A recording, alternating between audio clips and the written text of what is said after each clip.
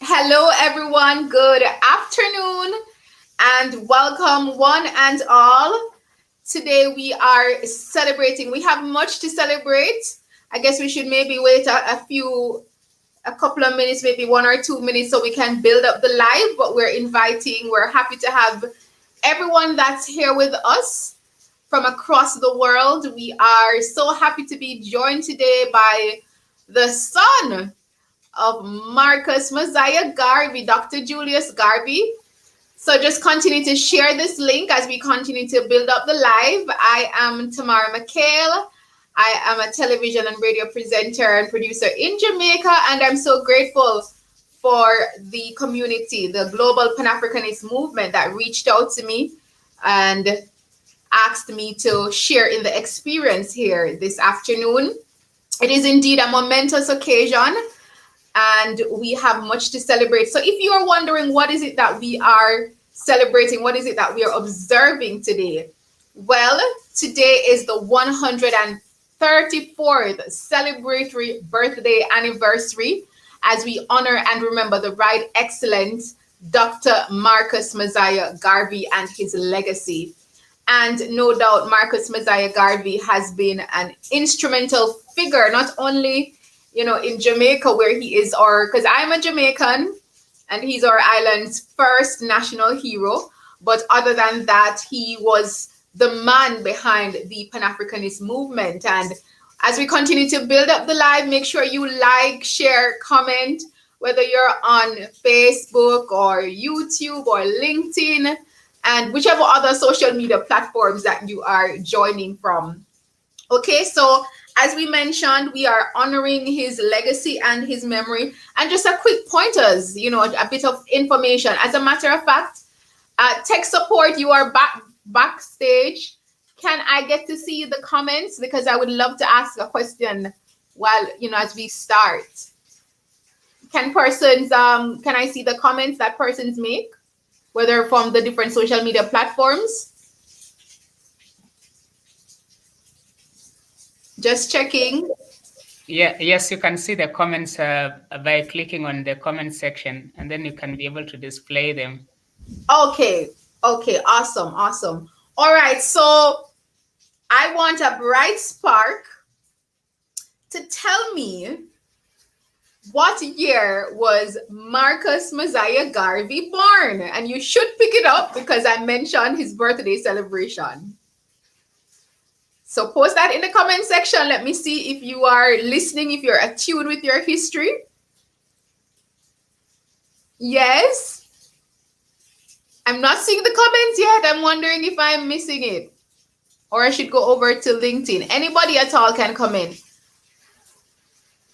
Okay, hold on. Let me click on show comments. Okay, I'm not seeing any comments yet. Let me ask the question again. On what date was Marcus Mosiah Garvey born? It says click on a comment to show it on live stream. So I'm not sure if we've had enough persons yet. I'm seeing a private chat. Let me click on that. Not seeing the comments rolling in yet. So, but I'm definitely seeing viewers tuning in. So I guess you're all shy. So we're going to wait a little. We're going to continue the discussion. And I guess as we continue, when the bolder persons come on. Okay, so I understand from tech support, we're having a bit of technical issue. So we'll continue. The question was on what day or what year was Marcus Mosiah Garvey born? I am seeing likes, I'm seeing some loves, and I'm seeing more people join the live. So let me just state it. We'll ask another question later on because nobody has responded yet to that question, but we're having some tech support. So it seems as if persons are answering, but I'm just not seeing it on this back end here.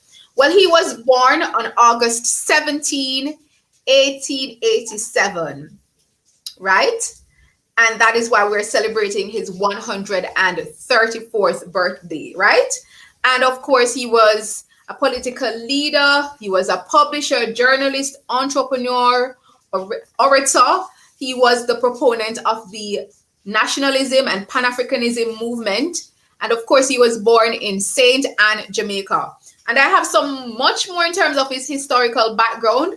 But without further ado, I'm going to let his relative, his blood relative at that, be the man of the hour or the half hour, how long he chooses to speak for. So let us, ladies and gentlemen, boys and girls from wherever across the world, whether in Jamaica or Africa or United States or whichever country you're tuning in from, welcome. And at this time, we are delighted to have with us our special guest, Dr. Julius W. Garvey, MD-OG. He's a thoracic surgeon. Still don't think I'm pronouncing that word correctly. Thoracic virgin, yes, surgeon, and he's a medical professor. I'm having a bit of tongue twister here, not sure why. But yes, so Dr. Julius W. Garvey, MD-OG. I know the MD means that he's a medical doctor, and the OJ is a national honor that is bestowed upon Jamaicans, and that means that he has the Order of Jamaica, which is a distinguished honor. So without further ado, let us all give a big round of applause and welcome him as our special guest here this afternoon. Hi, Tamara. So I'm seeing the likes and the thumbs up. Keep them coming. Hi, Dr. Garvey. Welcome. Thank you. Thank you for having me, Tamara. It's good to be here. Can you pronounce what kind of surgeon you are? Because I was having a bit of tongue twister there. Well, it's cardiothoracic and vascular. Oh. And what thoracic means is chest, cardiac means heart, vascular means blood vessels. So that's wow. Amazing, amazing. So thank you so much for joining us. So this is indeed a special occasion. Had your dad been alive, he would have been 134 years today, which would make him perhaps the longest living person if he was alive. Well, actually, he's still alive. He's here with us. He's watching you. That is right. Garvey lives. That is right. I love that. He lives through his legacy, his work, through you and so many people. So we are jumping right into, our discussion today, and we invite you just to, share with us the importance and the role of celebrating and honoring your dad, not only on his birthday, but moving forward. Well, in honoring, Marcus Garvey per se, we're honoring ourselves because Marcus Garvey, in some sense, was, in a very real sense, was our savior at a time when we had been enslaved, and we are also then being colonized. As you mentioned, he was born in 1887, and slavery ended pretty much, let's say, 1838 in many places. And the colonization process started in 1884, 1885, with the Berlin Conference, when the Europeans and Americans sat down around a table and divided up Africa. And of course, the Caribbean was part of the British Empire. So he was in the middle of colonialism and, of course, post-slavery, where as a people we had been, brutalized and dehumanized over a period of at least 250, 300 years. So everything had been taken away from us, not just our names, but our history, our culture, and all of our traditions. So here we are now basically having to answer the question, who am I? Post-slavery. Who am I with these people who simply at that time were running the world, so to speak, and telling us who we were, and telling us that we were inferior. So Marcus Garvey knew that we were not inferior, and he knew that we were Africans. He knew that we were the first people 200,000 years ago, Homo sapiens sapiens. He knew that we were the first civilizations in Nubia and in Kemet, which people call Egypt, and was called Ethiopia back in the day, so to speak, the land of dark-skinned people. So he knew those things, and he knew in our history very, very well, because he was, despite some people say he wasn't educated, he was self-educated. And that was better than having a PhD from the university of these people that miseducate you. So he educated himself and chose what he needed in terms of the correct information. He sought it out, he read voraciously. So with that in his mind, he conceptualized that he would try to redeem, as he called it, the redemption of Africa. He would try to help to reconstruct African civilization and the basis of it, which is the people, in terms of our own consciousness. So he was the father, if you will, of Black consciousness or African consciousness. He gave us that identity which we had lost or had been taken away from us.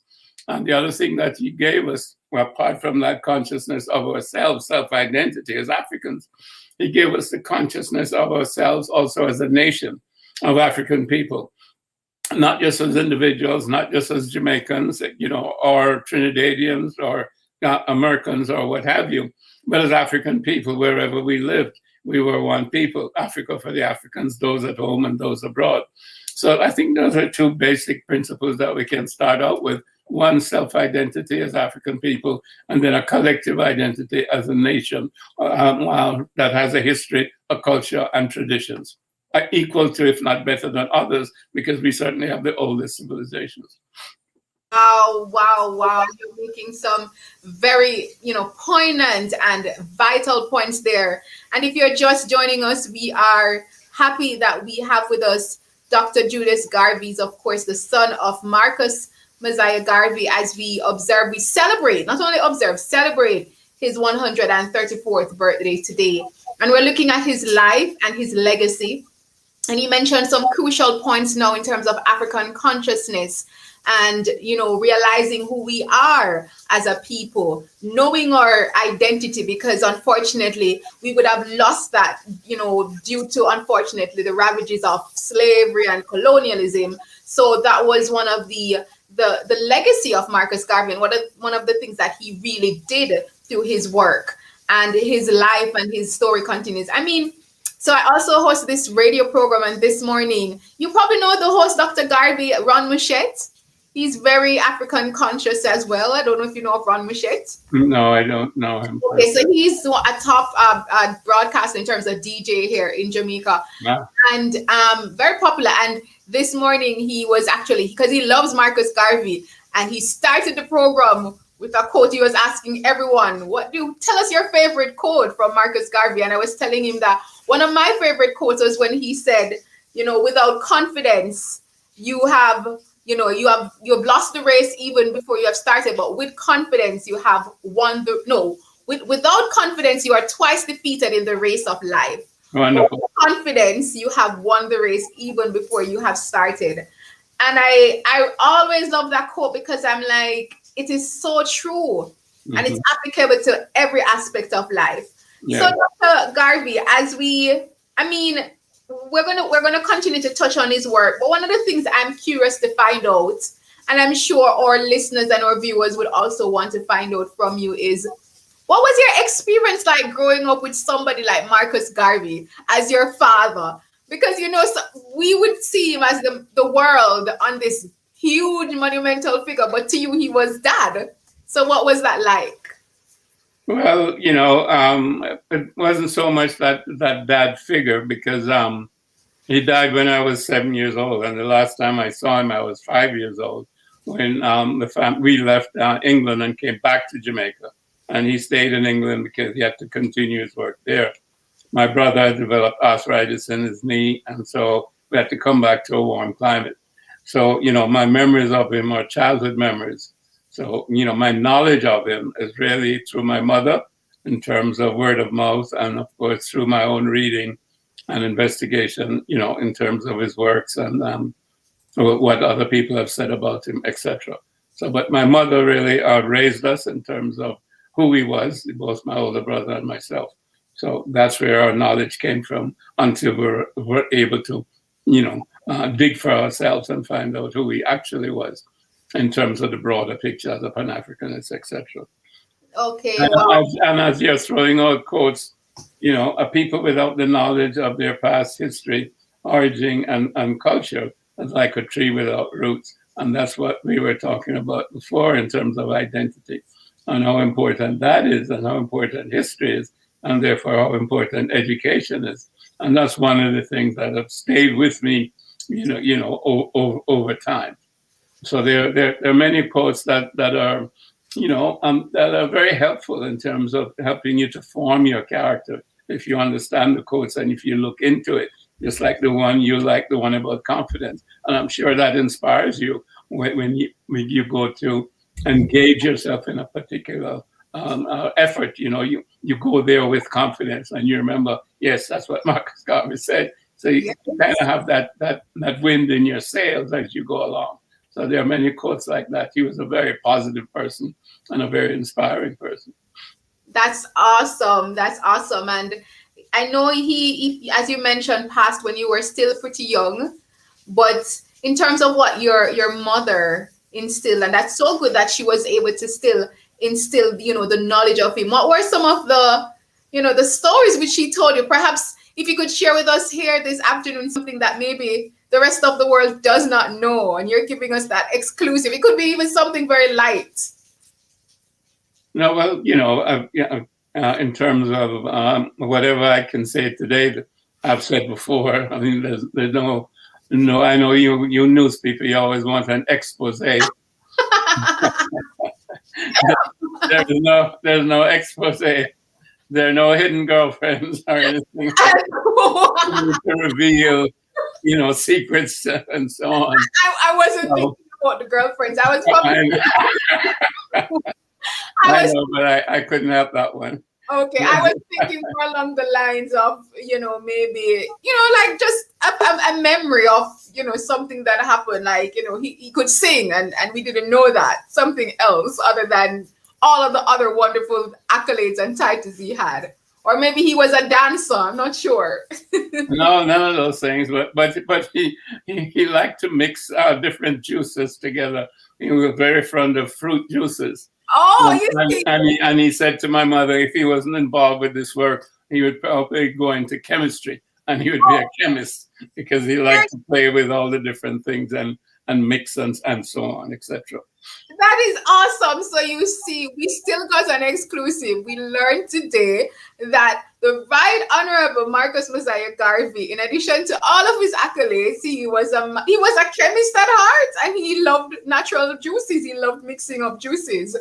By the way, in terms of my undergraduate degree, I majored in chemistry. Oh, wow.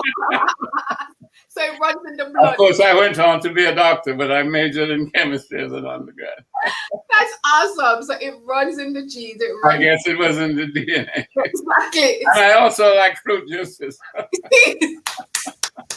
It's in the DNA. It's in the blood.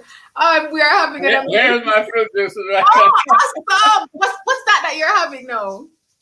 That looks so refreshing. It's orange juice mixed with iced tea. And a little lemon in it. Oh boy, this is awesome. We're having such a wonderful time with Dr. Julius Garvey. He's, of course, the son of the Right Excellent, I should say, Marcus Mosiah Garvey, as we continue to celebrate his 134th birthday. If you are joining by the various social media platforms, I'm seeing Facebook, LinkedIn, YouTube, you name it, be sure to drop a like and a love or whatever emoji you want to express, and also share your comments. If you have any questions for Dr. Garvey, please put them in the comment section so we can put them to you. So as I continue, Dr. Garvey, because I'm not sure how much longer you can stay with us this afternoon, but the other thing I wanted to also focus on is, some will say that after Marcus Garvey, because we've had some other Pan-Africanists along the journey, but in this present day 21st century society, this postmodern society that we're living in, how applicable is the Pan-Africanist movement today? Well, it's as applicable and as needed as ever. But, unfortunately, much of the leadership has been subverted, as you know.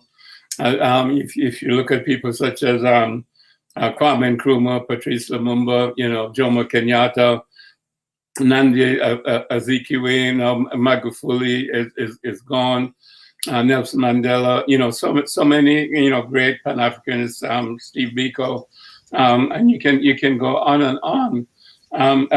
Within the Francophone countries in Africa, there have been more than 10 different assassinations carried out by the French military and secret police whenever a Pan-African leader has arisen to represent the people. They become assassinated or they become bought off, etc.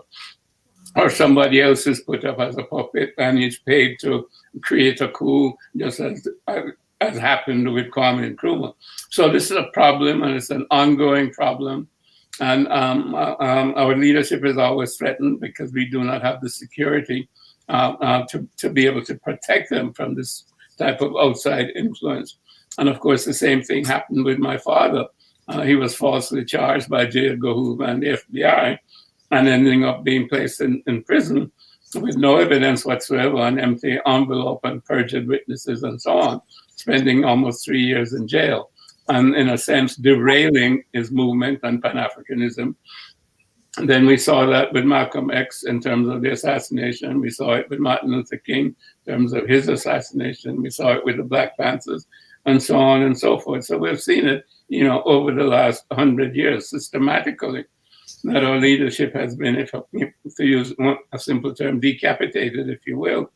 You cut off the head and everything else follows, so to speak. So that is an ongoing problem. But Pan-Africanism is obviously still relevant because that's the only solution. Our nationhood, a United States of Africa, a government that represents, 2.1 billion people or whatever the number is at the present time. It may be 2.3, but that's, like the second most populated nation in the world. So we have to have that position of power within the international sphere. So we have to keep struggling and we have to keep fighting. And Pan-Africanism is a philosophy, socio-political and economic. That is so true. And you raised some very vital points there just now in terms of, the struggle and the fight, and the fact that even with leaders being, rising and then being cut down, so to speak, and others being implemented to kind of stall that process and that progress. So that's a very much, it's a challenge.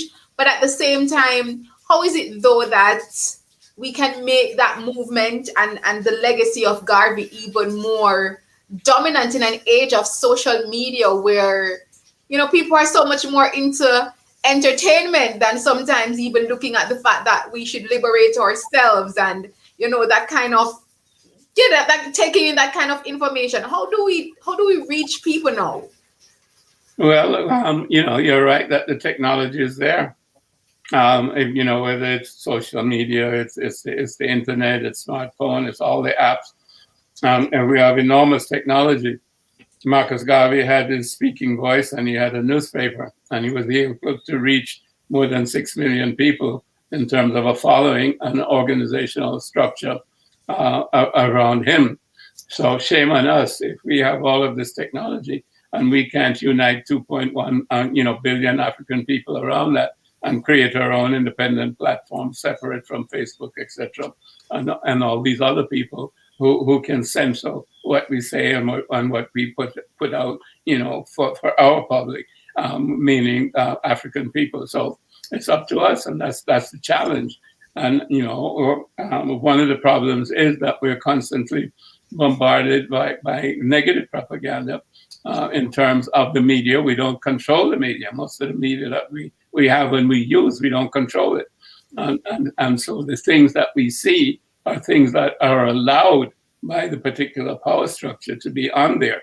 So we see ourselves as entertainers and people who are doing scandalous things on TV so that they can be paid to do that, so that they can denigrate us as a people with this sort of negative culture, so that we buy into that. Many of us buy into that, and they think that is the way to live, that is the way to be. But that's the same miseducation process that Carter Woodson talked about, 1933, 1934.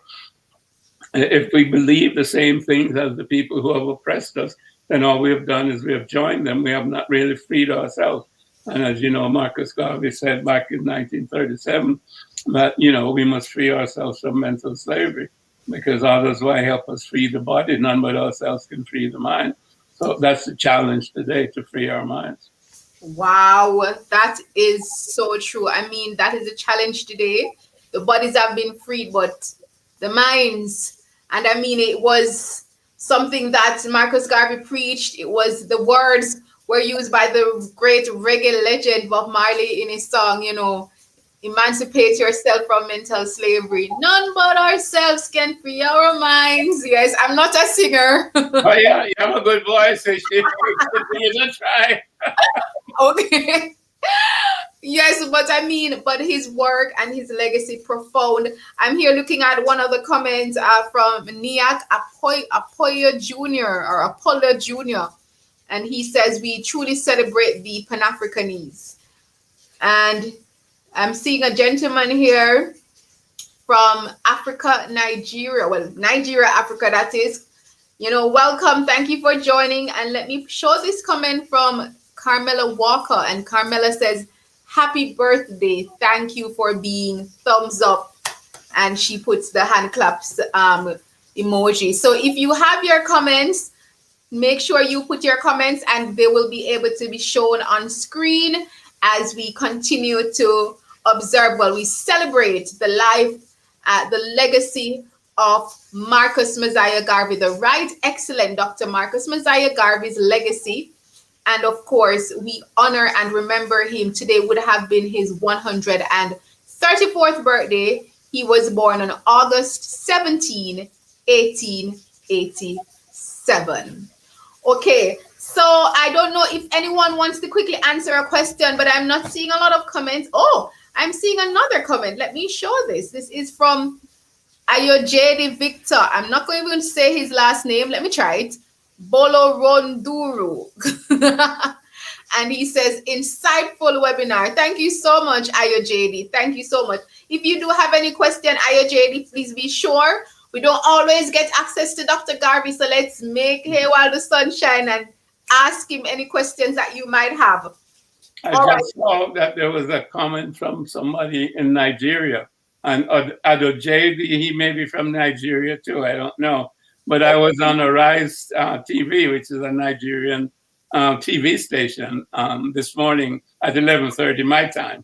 So, we're all over, so to speak. The celebration of Marcus Garvey is taking place in many, many countries. Yeah. Many, many countries indeed. Thank you so much. And I'm seeing another comment, Ibrahim Afolabi. Happy birthday, Papi. You will always be celebrated. I think those are a lot of West African names. Interesting. In terms of the names, awesome. Yes. Very awesome. So we welcome you, everyone, to this webinar. We welcome you to share as we celebrate the life and legacy of Marcus Mosiah Garvey. Oh, yes, and I'm seeing tech support saying that the person earlier was from Nigeria. So you are indeed correct. You know the names very well in terms of the pronunciations. Okay, so and next thing about, in fact, let me, as I speak, I mention some quick facts. So we also know that in August 1920, the Marcus Garvey, through the Universal Negro Improvement Association, it claimed 4 million members and held its first international convention at Madison Square Garden in New York City. Before a crowd of 25,000 people from all over the world, Marcus Garvey spoke of having pride in African history and culture. Many found his words inspiring, right? And and that's an amazing thing that he did there. If you've been to New York, you know how big Madison Square Garden is. I love it. So, I mean, he has indeed a fine legacy. All right, so Madison Square Garden was overflowing. They couldn't hold the capacity of the crowd. So there were people outside. And that was the first day of the convention. That was the opening ceremony. And the convention went for the whole of August. And there were more than 2,500 delegates from all over the world. And that was when they deliberated at that particular time and came up with the rights of the Negro peoples of the world, which was a charter, very, very much like the Magna Carta that the British had, several centuries before. But that was our Magna Carta before the United Nations had any sort of, human rights charter. Marcus Garvey and African people had our human rights charter, meaning the rights of the Negro peoples of the world. There were, 54 different statements of the rights and what we expect and what we were going to do. And they also gave us national status, meaning that we had a national anthem, Ethiopia, the land of our fathers, so the land where the gods love to be. They gave us a flag, the red, black, and green. Wherever you see the red, black, and green, that was the flag that was voted in 1920. The red for the blood of our ancestors that had been shed, fighting against the slave masters, etc. The black for our phenotype of who we are, and the green for the wealth of our continent, both in terms of vegetation and in terms of mineral wealth. So that was the concept of the red, the black, and the green. So we had national status, and it was then that Marcus Garvey was voted as the provisional president of Africa. So, he didn't just put this on himself. 2,500 delegates came together and voted for Marcus Garvey to be the provisional president of Africa, because now we established ourselves as a nation with rights, certain human rights that we declared in 54 statements. We had a national anthem and we had a flag. So Marcus Garvey gave us nationhood after we have been deprived of that nationhood by the enslavement and by the colonization process. That's awesome. I'm loving the history here, and it's so great getting it from, almost the source, himself. Please don't say the horse's mouth. No, not at all. Not at all. I said the source, almost the source himself, because we're talking to Dr. Julius Garvey, the son, of course, of Marcus Garvey. And, he mentioned some very powerful things there. We really appreciate that. So another comment, happy Garvey Day too. Let me put it on screen. So happy Garvey, this is from, let me try to pronounce this one. Sibon Giseni Wonga. Yes. Hopefully I didn't massacre your name. He said, happy Garvey Day to every African all over. Maybe he's from Central Africa. What do you think? Maybe like the Congo? Yes, you're probably right. You seem to can spot them more than I do. I'm not sure I'm correct, but I'm guessing.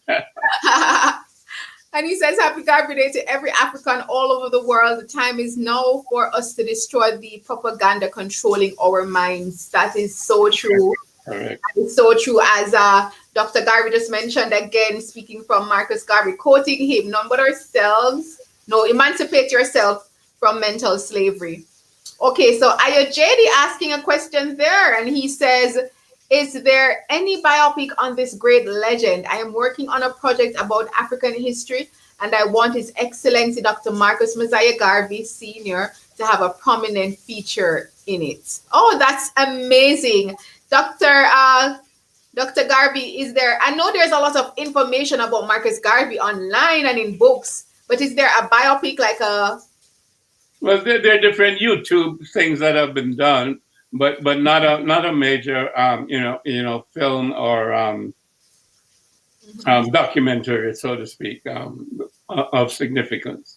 Okay. So, one was done by BGH out of Boston, but it was more derogatory than anything else. And it was the usual white propaganda trying to destroy a black figure. Yes, which we don't want at all. But in terms, we need to tell our own stories that hasn't been told well yet by one of us.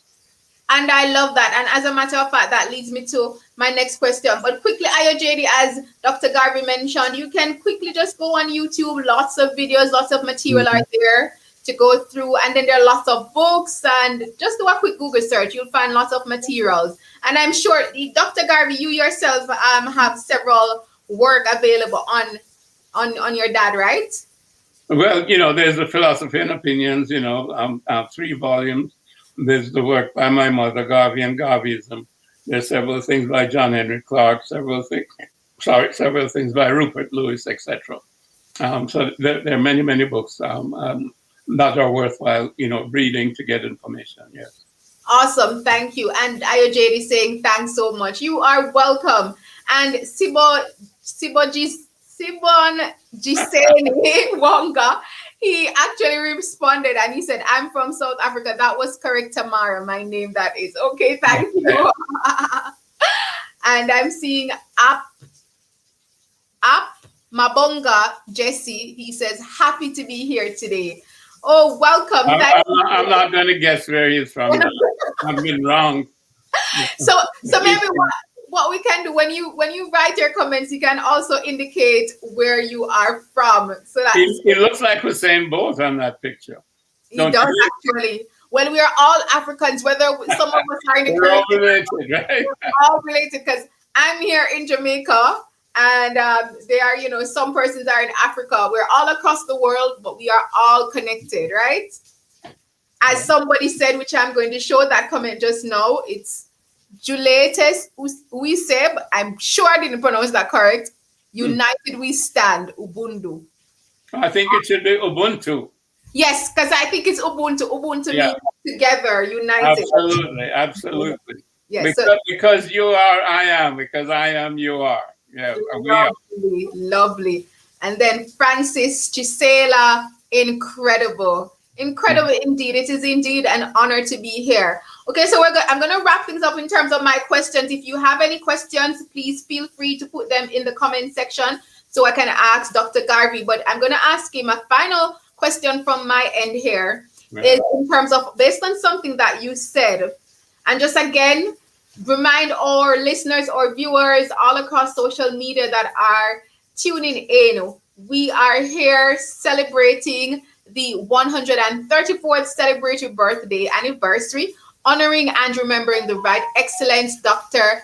Marcus Mosiah Garvey's legacy. And of course, our guest this afternoon for me, depends on wherever you are in the world, but our guest is Dr. Julius W. Garvey, MD OJ, and he's of course the son of Marcus Mosiah Garvey. Okay, so someone asked, what does Pan-African mean? A very good question there. Well, Pan-African, let me let Doctor, so it won't be my final question then. I'm going to let Dr. Garvey answer that question.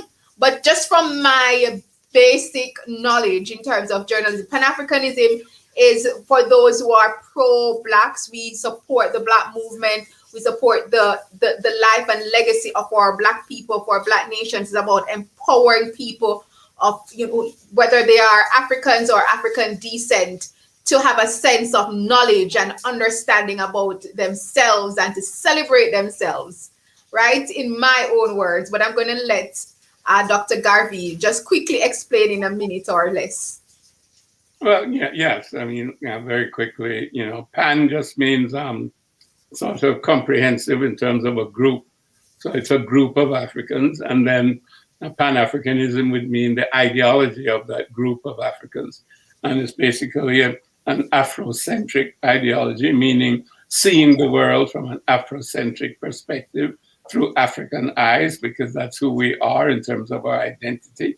So we see the world through our history, through our traditions, through our culture, and through our belief systems, through our spirituality, through our religions. So that's how we see the world. We do not see it through the eyes of Europeans. Eurocentrism is something different. Sino, centrism, which would be Asian or Chinese centrism, is something different. China has its own civilization. So Africa has its own civilization.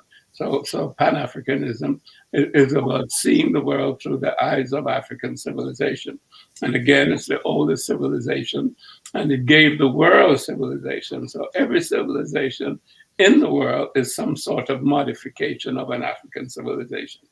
And the one that has strayed the furthest from the African ancestral motherhood has been the European so-called civilization, because it's really a technological civilization based on scientific materialism and does not really have a spiritual base.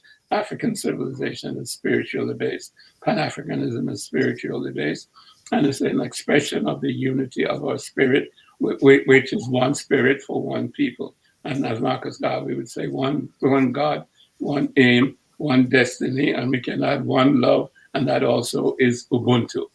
Yes, indeed, Ubuntu, and I have that on the screen. Yeah, I'm going to go now. Okay. Oh, you're going to go now. Okay, so let me just quickly want to say thanks so much to Dr. Julius Garvey. He had quite an insightful discussion with us. And of course, Dr. Julius Garvey is the son of the, most honorable, the Right Excellent Marcus Mosiah Garvey, the leader of the Pan-Africanist movement, Jamaica's first national hero. And quickly, Dr. Garvey, I'm just quickly going to share the comments as we leave. There's this lady here, Mexia and Black, and she says that she is from Chicago, and she said she came with me at the festival. Your father's legacy and I others have held to high esteem and know Ghana. Many know about Marcus Garvey, and we're waiting on your arrival in Ghana. And another individual quickly, Mexia again. Mr. Julius, my big brother, bless you. I am from Ghana, and I recall when you visited. Oh, that's her. Oh, yeah, Garvey. That was wonderful. I think it was 2011 or 2012, something like that. Oh, so that's why she was saying she's awaiting your visit again. And we're gonna end Dr. Garvey's part of this, where he from Amiga in terms of the comment, Levi, Honorable Marcus. Okay, is that one of our Black Hebrew brothers? I'm not sure, but Amiga Levi. Is he a Levite? Yes, he said, oh, yes, from the tribe, the 12th tribe of Israel. And he says, Honorable Marcus Mosiah Garvey lives forever. And Absolutely. I think that's a fitting note for us to wrap up our conversation with Dr. Julius Garvey. We want to thank you so much. Dr. Julius Garvey was our special guest here. We want to thank the Pan-African Leadership Center for having this webinar. They normally have this. You can re-watch this on their various social media platforms. Check out the USA Africa on Instagram and their various social media platforms as well. And continue to learn more about the work and legacy of not only Marcus Mosiah Garvey, but also other great Pan-Africanists. So thank you so much, Dr. Garvey. Enjoy your juice. I will. Thank you, Tamara. And thank Daniel for having me. Thank you so much. We really appreciate it. Okay. Okay, everyone. So I'm just going to read the comments as Dr. Garvey leaves. He's going to be leaving. And we want to thank everyone for joining us. If you can feel free to share this link so that others who may not have tuned in can watch. And I'm just going to read some last comments as we wrap things up. Let me see from tech support. Oh, tech support had some other questions there. So yes, so together we are great. Thank you so much, Kemetic Oshmond, for sharing that comment. And then I'm seeing, Mexia commenting again, saying that she's a member of the GPAN Ghana. And Yaya, one of Africa's greatest sons. Indeed, Yaya, we agree with that. And Ancient King God, Ubuntu, respect indeed, Ubuntu. So thank you so much, everyone. We are going to wrap up this broadcast now. It was an amazing session. And again, blessings, Ubuntu, keep the love, keep the light going. And thank you so much to, the Global Pan-Africanist Movement for inviting me to share. I am all the way in Jamaica, so you can just follow me on Instagram, tamara.mchale. If you have any questions or comments, send me a message. I think I just saw another comment coming in as I wrap up. Oh, you had a question. Oh, unfortunately, he left. Francis Chisala, but maybe what you could do is follow the USA Africa Instagram, so United States of Africa Instagram, and send a DM to them. All right. So thank you so much, everyone. Blessings. Take care now.